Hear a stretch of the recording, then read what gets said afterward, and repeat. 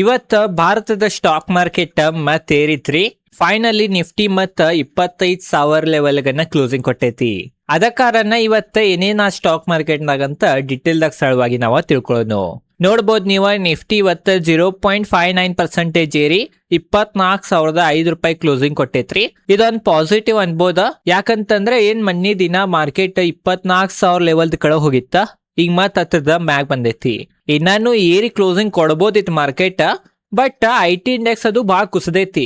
ಅದ್ರ ಬಗ್ಗೆನು ನಾವು ಮುಂದೆ ಚರ್ಚೆ ಮಾಡೋಣ. ಅದ ತರ ನಾವ ನಿಫ್ಟಿದಾಗ 50 ಕಂಪ್ನಿಗಳು ಏನಿದಾವ ಅದ್ರದನ್ನು ಪರ್ಫಾರ್ಮೆನ್ಸ್ ನೋಡ್ಬೋದು ನೀವು.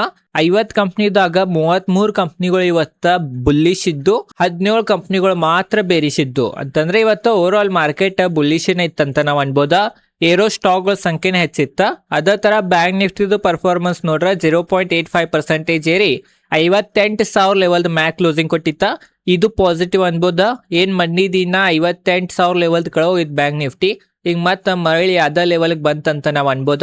ಬ್ಯಾಂಕ್ ನಿಫ್ಟಿದಾಗನು ಏನ್ 14 ಬ್ಯಾಂಕ್ಗಳು ಇದಾವ. ಅದ್ರಾಗ 11 ಬ್ಯಾಂಕ್ಗಳು ಇವತ್ತ ಬುಲ್ಲಿಶ್ ಇದ್ದು, ಮತ್ತ 3 ಬ್ಯಾಂಕ್ಗಳು ಬೇರಿಶ್ ಇದ್ದು ಅಥವಾ ಕುಸ್ಯಾತಿದ್ದು ಅಂತ ನಾವ್ ಅನ್ಬೋದ.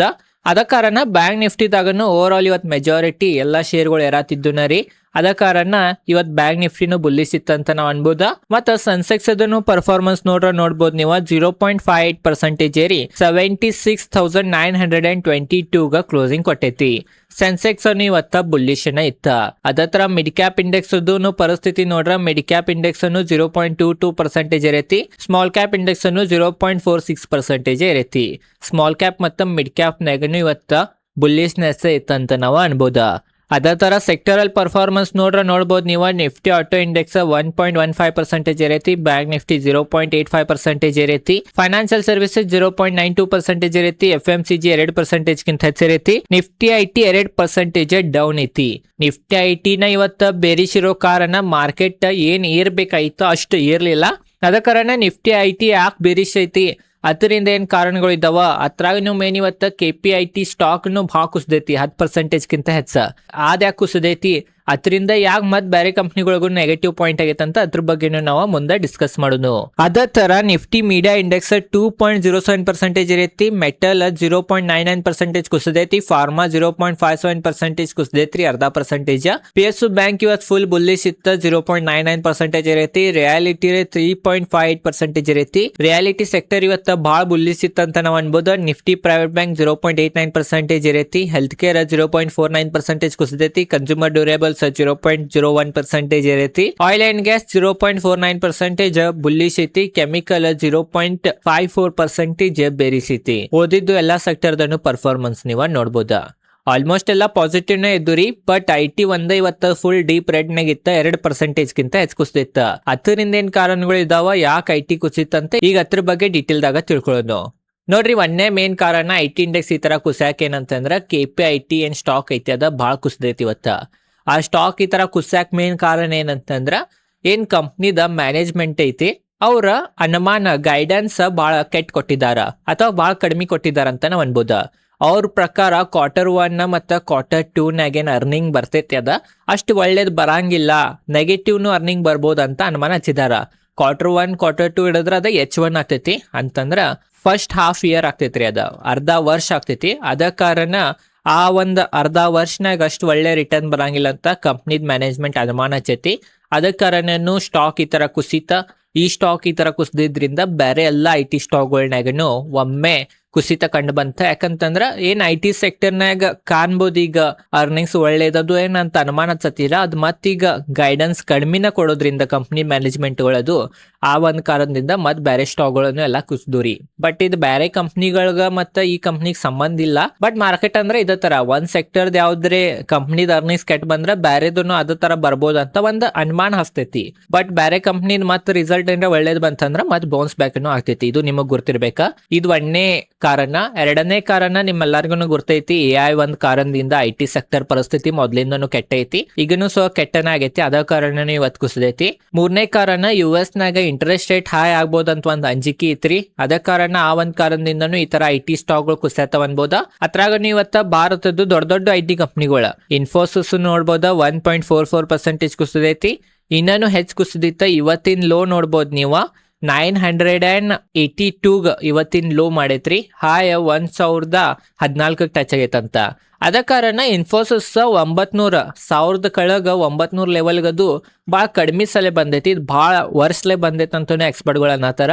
ಇದು ಒಂದು ನೆಗೆಟಿವ್ ಪಾಯಿಂಟ್ ಆತ IT ಕಂಪ್ನಿಗಳಿಗೆ. ಅದ ಕಾರಣನು IT ಇಂಡೆಕ್ಸ್ ಇವತ್ತು ಈ ತರ ಕುಸಿದೈತೆ ಅನ್ಬೋದ. TCS ಇವತ್ತು 2.45% ಡೌನ್ ಐತಿ. TCS ನಾಗೂ ಇವತ್ತು ಹೆವಿ ಸೆಲ್ಲಿಂಗ್ ಪ್ರೆಷರ್ ಇತ್ತ. ಉಳಿದಿದ್ದು IT ಕಂಪ್ನಿಗಳದ್ದು ಪರಿಸ್ಥಿತಿ ನೋಡ್ಬೋದ.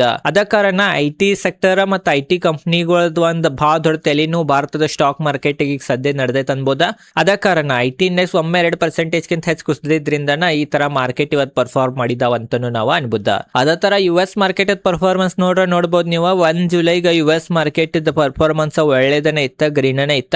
ಬಟ್ US ನೋಡ್ಬೋದು ನೀವು, ಏನ್ ಡಾವ್ ಜೋನ್ಸ್ ಫ್ಯೂಚರ್ ಐತಿ ಕರೆಂಟ್ ನೆಗೆಟಿವ್ ಐತಿ 0.35%. ಅದ ಕಾರಣ ಇದು ಒಂದು ನೆಗೆಟಿವ್ ಆತ ಭಾರತದ ಮಾರುಕಟ್ಟೆಗ. S&P 500 ನೋಡಬಹುದು 0.79% ಏರಿ ಕ್ಲೋಸಿಂಗ್ ಕೊಟ್ಟೈತಿ. ನ್ಯಾಸ್ಡ್ಯಾಕ್ 1.53% ಏರಿ ಕ್ಲೋಸಿಂಗ್ ಕೊಟ್ಟೈತಿ.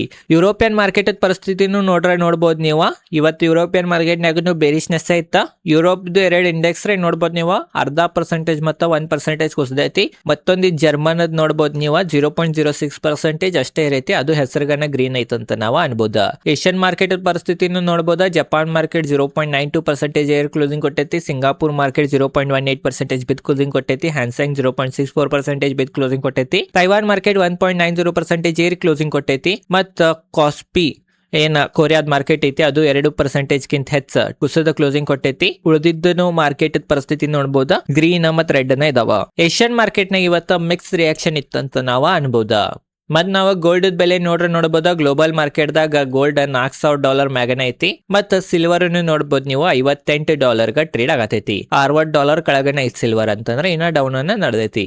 ಅದೇ ತರ ನಾವು ಡಾಲರ್ ಮತ್ತು ರುಪೀಸ್ ನೋಡ್ಬೋದು. $1 ಮತ್ ಸ್ವಲ್ಪ ರುಪೀಸ್ ವೀಕ್ ಆಗೈತಿ ಡಾಲರ್ ವಿರುದ್ಧ. ಇವತ್ತು $1 95.13 ನಡೆದೈತಿ. 94 ಸಮೀಪದು ಭಾಳ ದಿನ ತನಕ ಇತ್ತ. $1 ಭಾರತದ ರುಪೀಸ್. ಬಟ್ ಇವತ್ತು ಮತ್ ಕುಸಿದ 95.13 ಬಂದೈತಿ. ಅದ ಕಾರಣ ಇದು ಒಂದು ನೆಗೆಟಿವ್ ಅನ್ಬೋದ. ಮತ್ತೊಂದನು ಏನಂತಂದ್ರ ಯುದ್ಧಾಗನ ಕ್ರೂಡ್ ಆಯಿಲ್ ಅದು ಬೆಲೆ ಏರಿತಾ ಒಂದ್ ಕಾರಣದಿಂದ ಪೆಟ್ರೋಲ್ ಡೀಸೆಲ್ ಬೆಲೆ ಇರಿಸಿದ್ರ ಬಾಳ ಜನರ. ಅದೀಗ ಫೈನಲಿ ಕ್ರೂಡ್ ಆಯಿಲ್ ಬೆಲೆ ಮತ್ ಕೆಳಗ್ ಬರೋಣ ಈಗ ಮತ್ ಕಡಿಮೆ ಮಾಡತಾರಂತ ನಾವ್ ಅನ್ಬೋದ. ಭಾರತದ ಇದು ಒಂದೇನ ನೈರಾ ಅಂತ ಎನರ್ಜಿ ಕಂಪ್ನಿ ಐತಿ, ಪೆಟ್ರೋಲ್ ಪಂಪ್ ಅದು ಇದ. ಇವ್ರ ಇವತ್ತಿನ ದಿನ ನೋಡ್ಬೋದು ನೀವು ಪೆಟ್ರೋಲ್ಗ $5 ಲೀಟರ್ ಕಡಿಮೆ ಮಾಡಿರ, ಡೀಸೆಲ್ಗ $3 ಲೀಟರ್ ಕಡಿಮೆ ಮಾಡಿರ. ಅದ್ ಎದಕ್ಕಂತಂದ್ರ ಏನ್ ಗ್ಲೋಬಲ್ ನಾಗ ಕ್ರೂಡ್ ಆಯಿಲ್ ಬೆಲೆ ಅದು ಏನ್ ಮತ್ ಕೂಲ್ ಡೌನ್ ಆಗ್ಯಾವ, ಕೆಳಗ್ ಬಂದವ, ಅದ ಕಾರಣ ಅಂತ ಹೇಳಿಕೆ ಕೊಟ್ರ.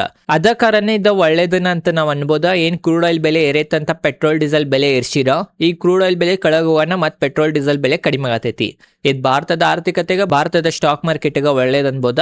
ಯಾಕಂತಂದ್ರೆ ಇದರಿಂದ ಈಗ ಇನ್ಫ್ಲೇಷನ್ ಅದು ಹೆಚ್ಚಾಗೋ ಅಂಜಿಕೆ ಏನಿತ್ತ ಅದ ಕಡಿಮೆ ಆಗ್ಬೋದ. ಮತ್ತೆ ಇನ್ಫ್ಲೇಷನ್ ಏನ್ರಿ ಕಡಿಮೆನ ಉಳಿತಂತಂದ್ರೆ ಮತ್ ಭಾರತದಾಗ ಇಂಟ್ರೆಸ್ಟ್ ರೇಟ್ ಅದು ಅಥವಾ ರೆಪೋ ದರ ಅದು ಎಷ್ಟು ಚಾನ್ಸಸ್ ಬಹಳ ಹೆಚ್ಚೈತಿ. ಆ ತರ ಆದ್ರೂ ಅದು ಭಾರತದ ಸ್ಟಾಕ್ ಮಾರ್ಕೆಟ್ಗ ಒಳ್ಳೇದ, ಭಾರತದ ಆರ್ಥಿಕತೆಗೆ ಒಳ್ಳೇದನ ಅಂತ ನಾವು ಅನ್ಬೋದು. ಮತ್ ನಾವು WTI ಕ್ರೂಡ್ ಆಯಿಲ್ ಬೆಲೆ ನೋಡ್ಬೋದು $68 ಪ್ರತಿ ಬ್ಯಾರಲ್ ನಡೆದೈತಿ. ಬ್ರೆಂಟ್ ಕ್ರೂಡ್ ಆಯಿಲ್ $72 ಪ್ರತಿ ಬ್ಯಾರಲ್ಗೆ ನಡೆದೈತಿ. ಅದೇ ಲೆವೆಲ್ ಅನ್ನ ಈಗ ಮೇಂಟೈನ್ ಮಾಡಿದ ಕ್ರೂಡ್ ಆಯಿಲ್ ಅಂತ ನಾವು ಅನ್ಬೋದು. ಓವರ್ ಆಲ್ ಇದೈತಿ ಇವತ್ತಿನ ಈ ವಿಡಿಯೋನಾಗ ಏನೇನಾತಿವ ಸ್ಟಾಕ್ ಮಾರ್ಕೆಟ್ನಾಗ ಅಂತ ಡೀಟೇಲ್ ತಿಳಿಸಿನಿ. ಅದಕ್ಕೆ IT ಕಂಪ್ನಿಗಳು ಇವತ್ತು ಕುಸಿದವ ಅಂತ ಅದ್ರ ಬಗ್ಗೆ ಡೀಟೇಲ್ ತಿಳಿಸಿನಿ. ವಿಡಿಯೋ ಚಲೋ ಅನ್ಸಿದ್ರು ಲೈಕ್ ಮಾಡ್ರಿ. ನಿಮಗೆ ಏನ್ ಅನಿಸ್ತೈತೆ IT ಸೆಕ್ಟರ್ ಬಗ್ಗೆ ಅಂತ ಕಮೆಂಟ್ ಸೆಕ್ಷನ್ ತಿಳಿಸ್ರಿ. ನಿಮ್ ಪೋರ್ಟ್ಫೋಲಿಯೋ ಪರಿಸ್ಥಿತಿ ಯಾವ ತರ ಇತ್ತು ಅಂತಾನು ಕಮೆಂಟ್ ಸೆಕ್ಷನ್ ತಿಳಿಸ್ರಿ. ಮತ್ ನನ್ನ ಹಿಂದಿನ ವಿಡಿಯೋಗಳನ್ನ ನೋಡಿಲ್ಲ ಅಂದ್ರೆ ಅದು ಹೋಗಿ ನೋಡ್ರಿ. ಇಂಥ ಕೆಟ್ಟ ಪರಿಸ್ಥಿತಿದಾಗ ವಾರೆನ್ ಬಫೆಟ್ ಅವರ ಏನೇನ್ 5 ಸೂತ್ರಗಳ ಬಗ್ಗೆ ಹೇಳಿದಾರ, ಆ 5 ಸೂತ್ರಗಳ ಅಥವಾ 5 ಲೆಸನ್ಗಳನ್ನ ಕೇಳ್ರೆ ನಮಗೆ ಇಂಥ ಕೆಟ್ಟ ಪರಿಸ್ಥಿತಿದಾಗೂ ಧೈರ್ಯ ಬರೋ ಹಂಗ ಒಂದ್ ವಿಡಿಯೋ ಮಾಡೇನಿ. ಆ ವಿಡಿಯೋದನ್ನ ಲಿಂಕ್ ಡಿಸ್ಕ್ರಿಪ್ಷನ್ ಹಾಕೇನಿ ಅಥವಾ ಚಾನಲ್ನ ನೀವು ಹೋಗಿ ನೋಡ್ಬೋದು. ಆ ಒಂದ ವಿಡಿಯೋ ಇಲ್ಲ, ಭಾಳ ಡೀಟೇಲ್ದಾಗ ಭಾಳ ಸರಳವಾಗಿ ಭಾಳ ವಿಡಿಯೋಗಳನ್ನ ಮಾಡೇನಿ. ಅದ ಕಾರಣ ಸ್ವಲ್ಪ ಚಾನಲ್ನಾಗ ಹೋಗಿ ಎಲ್ಲ ನೋಡ್ರಿ. ಯಾವ್ದು ನಿಮಗೆ ಇಂಟ್ರೆಸ್ಟಿಂಗ್ ಟಾಪಿಕ್ ಅನಿಸ್ತೈತೆ ಆ ವಿಡಿಯೋ ಹೋಗಿ ನೋಡ್ರಿ. ಅದ್ರಾಗ ಅರ್ಧೋಟ್ ನಾಲೆಜ್ ಕೊಟ್ಟಿಲ್ಲ, ಫುಲ್ ಡೀಟೇಲ್ದಾಗ ನಾಲೆಜ್ ಕೊಟ್ಟೀನಿ. ಅದ ಕಾರಣ ಅವೆಲ್ಲ ವಿಡಿಯೋಗಳು ನೋಡ್ರಿ. ಮತ್ತು ಕಮೆಂಟ್ ಸೆಕ್ಷನ್ನಾಗ ಎಲ್ಲಾ ವಿಡಿಯೋದ ಕಮೆಂಟ್ ಸೆಕ್ಷನ್ನಾಗ ಥ್ಯಾಂಕ್ ಯು ಅಂತ ಕಮೆಂಟ್ ಮಾಡ್ರಿ, ನಾನು ರಿಪ್ಲೈ ಮಾಡ್ತೀನಿ. ಇದೇ ಇವತ್ತಿನ ಈ ವಿಡಿಯೋ ಚಲೋ ಅಷ್ಟು ಲೈಕ್ ಮಾಡಿ. ಇದೇ ಥರ ಸ್ಟಾಕ್ ಮಾರ್ಕೆಟ್ ರಿಲೇಟೆಡ್ ಕನ್ನಡದಾಗ ವಿಡಿಯೋ ಮಾಡ್ತಿರ್ತೀನಿ. ಧನ್ಯವಾದಗಳು.